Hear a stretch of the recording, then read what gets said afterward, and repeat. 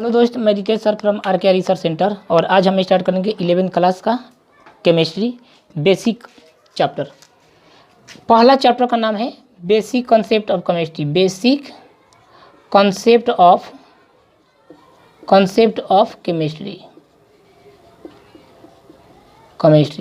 दोस्त, पहला टॉपिक मेरा आता है सिग्निफिकेंट फिगर। सिग्निफिकेंट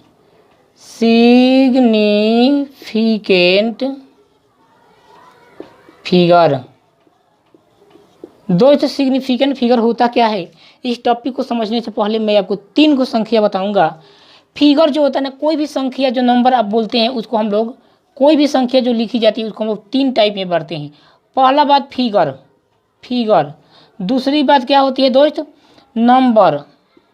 जो संख्या हम लोग लिखते हैं उसको हम लोग 3 वर्गों में बांटते हैं। और तीसरी बात डिजिट। क्या आप मुझे बताओ दोस्त, ये केमिस्ट्री की सबसे बेसिक टॉपिक है, क्या आप बता पाओगे इसका मतलब क्या होता है? फिगर क्या होता है दोस्त? फिगर मतलब ये होता है कि जब कोई संख्या लिखी जाती है तो वो सारी संख्या मिलकर एक अपने आप में एक बड़ा वैल्यू देता है, एक बड़ा योगदान देता है, उसे फिगर कहा जाता है। जैसे मैं लिखता हूँ दोस्त यहाँ पर 235.5, तो इसका मतलब क्या हुआ दोस्त? 235 रुपये 50 पैसा। इसका मतलब कि 0.5 भी इसमें मायने रखता है इन सभी संख्याओं के। तो ये हुआ दोस्त, इस सभी संख्याएं एक बड़ा वैल्यू देने में योगदान प्रदान करती है। दूसरी बात तो देखेंगे दोस्त, सार्थक अंक लिखने के क्या क्या रूल हो सकते हैं। तो फर्स्ट रूल बोलता है दोस्त कि अगर कोई संख्या दशमलव के बाद हो तो उन सभी को, अगर कोई संख्या दशमलव के बाद हो तो उस संख्या को सार्थक अंकों में गिना जाता है। जैसे मैं लिखता हूँ यहाँ पर 235.85, तो यहाँ पर 85 भी अर्थ दे रहा है, मतलब इसमें सार्थक अंक कितने हो जाएंगे दोस्त? तो 1 2 3 4 5। अगर मैं लिखता हूँ 385.6, तो इसमें मतलब 385 किलो 600 ग्राम, ये भी तो मायने रख रहा है दोस्त। तो इसमें सार्थक अंक कितने हो जाएंगे? 4 हो जाएंगे। समझ गया? दूसरा रूल बोलता है दोस्त, अगर किसी संख्या के बाद केवल 0 हो, अगर किसी संख्या के बाद दशमलव के रूप में केवल 0 हो तो उसको सार्थक अंकों में नहीं गिना जाता है। जैसे लिख दूं दोस्त 2.000 kg, क्या मायने रखता है? केवल 2 ही सार्थक, इसमें एक ही सार्थक अंक है ना, 2। रूल नंबर तीसरा बोलता है दोस्त, अगर कोई संख्या, अगर 0 के बाद दशमलव हो, अगर 0 के बाद दशमलव हो और उसके बाद कोई फिर 0 हो, उसके बाद फिर अंक हो, तो 0 को सार्थक अंकों में नहीं गिना जाएगा। जैसे 0.0085, इसमें दोस्त 0 को सार्थक अंकों में नहीं गिनेंगे, केवल और केवल इसमें 2 ही सार्थक अंक होंगे। समझ गया क्या? अगर कहीं लिखा है 0.0853, तो इसमें केवल और केवल कितने सार्थक अंक होंगे दोस्त? 3 और 3, ओनली 3 और 3। समझ गए क्या? अब मैं लेता हूं दोस्त रूल नंबर 4। रूल नंबर 4 क्या बोलता है, जरा समझने की कोशिश करिएगा। अगर कोई संख्या के बाद दशमलव हो, अगर किसी संख्या के बाद दशमलव हो, उसके बाद फिर अंक हो और उसके बाद फिर बीच में 0 हो, तो सबको सार्थक अंकों में लिखा जाता है। जैसे मैं ले लेता हूँ 2.50807, क्योंकि ये मायने रखता है 5, ये 0 नहीं, ये 50 बना रहा है, यही 0 इसको 50 बना रहा है, इसलिए 1 2 3 4 5 6, इसमें सार्थक अंक कितने हो जाएंगे दोस्त? 6 हो जाएंगे। अगर कहीं लिखा है दोस्त 8.057, तो इसका मतलब आप जानते हो दोस्त, इसमें केवल और केवल क्या हो जाएंगे? ये अगर किसी संख्या के बाद दशमलव हो तो 0 को सार्थक अंक में न लेकर के इसमें केवल और केवल 3 होगी।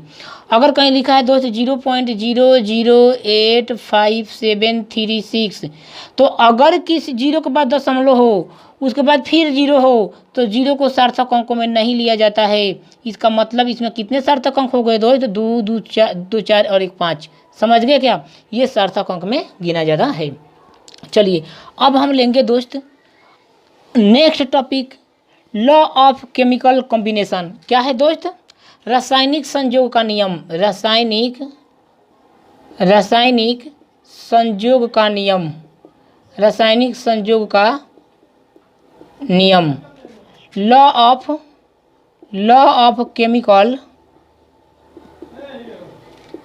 Chemical combination. Law of chemical combination ये बोलता है दोस्त। लॉ ऑफ केमिकल कॉम्बिनेशन को समझने से पहले आपको दो बेसिक बातें समझना पड़ेगा।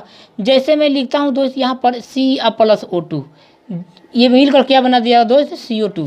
मैं लिखता हूँ S+O2, क्या बना दिया दोस्त, SO3 बना दिया। अरे समझने की ज़रूरत है दोस्त, समझने की जरूरत है। अब आप बताइए दोस्त, जो पदार्थ आपस में रिएक्शन करते हैं वो क्या होते हैं, रिएक्टेंट होते हैं। क्या होते हैं दोस्त, रिएक्टेंट, जिसको हिंदी में अभिकारक बोला जाता है। क्या बोला जाता है दोस्त, हिंदी में अभिकारक बोला जाता है। और जो अभिकारक आपस में मिलकर एक बड़ा प्रोडक्ट बनाते हैं उसको हम लोग बोलेंगे दोस्त प्रतिफल। क्या बोलेंगे दोस्त, प्रतिफल। इसको अंग्रेजी में बोला जाता है प्रोडक्ट। क्या बोलेंगे दोस्त, प्रोडक्ट। तो ये दो बातें को आपको समझना जरूरी है। जैसे मान लीजिए दोस्त कि दूध है ना, दूध और प्लस इसमें हम कोई एसिड डाल देते हैं, एसिड, तो ये क्या बन जाएगा दोस्त, दही। तो ये दूध क्या हो गया दोस्त, जो रिएक्शन कर रहा था एसिड के साथ वो रिएक्टेंट हो गया, मतलब प्रतिकारक हो, अभिकारक हो गया। और दही क्या हो गया, प्रतिफल हो गया। जो चेंज होता है ना वो प्रतिफल होता है। समझ गया क्या। तो वही बात है दोस्त, इसने बोला किसी भी रासायनिक संयोग का नियम बोलता है कि पदार्थ को न तो नष्ट किया जा सकता है और न ही उत्पन्न किया जा सकता है। द्रव्यमान को, किसी भी पदार्थ के द्रव्यमान को न तो नष्ट किया जा सकता है और न ही उत्पन्न किया जा सकता है। दूसरी बात कि रासायनिक संयोग का नियम ये बोलता है कि जब दो अभिकारक आपस में रिएक्शन करते हैं तो इस अभिकारक का कुल द्रव्यमान बने प्रतिफल के द्रव्यमान के क्या होता है दोस्त, बराबर होता है। समझ गए। जैसे मैं लेता हूँ यहाँ पर C+O2 मिलके क्या बनाया दोस्त, CO2। आप भार चेक कर लीजिए दोस्त, क्या आएगा यहाँ पर, C 6 दूनी के 12 प्लस 8 दूनी का 16, 16 दूनी का 32, कितना आया दोस्त, 44 ग्राम।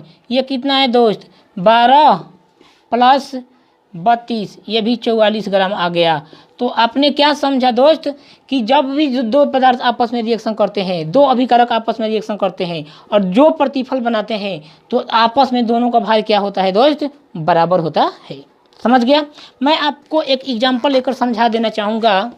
मैं आपको एक बड़ा बेहतरीन एग्जाम्पल लेकर समझा देता हूँ। फिर देखिए मैं लेता हूँ यहाँ पर तो H2+Cl2, ये मिलकर क्या बना दिया दोस्त।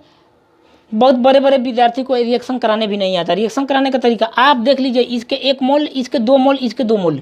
आपको पता है ये HCl तो बनाएगा ही दोस्त, HCl बनाएगा, लेकिन 2 मोल दोनों में कॉमन है। तो आप बताइए यहाँ पर अगर मैं 2 लेता हूँ भार, यहाँ पर 17 दूनी के 34 लेता हूँ, 17 दूनी के 34, 34 दूनी के 68 दोस्त, इसका भार कितना हो जाएगा, 70।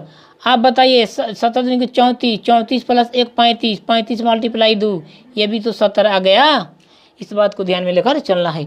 चलिए तो इसके बाद हम लोग नेक्स्ट लेंगे अगला टॉपिक। आज हम विदा होते हैं इस